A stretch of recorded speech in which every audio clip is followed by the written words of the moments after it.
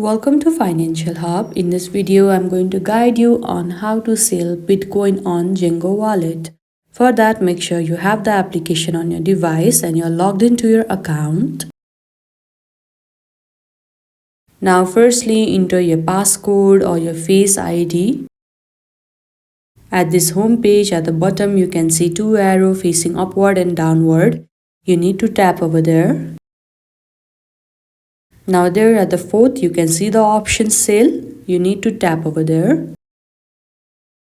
Here you can see various crypto option. Tap on the one that is suitable for you. For this video, we will tap on the first one, which is swap to stablecoin.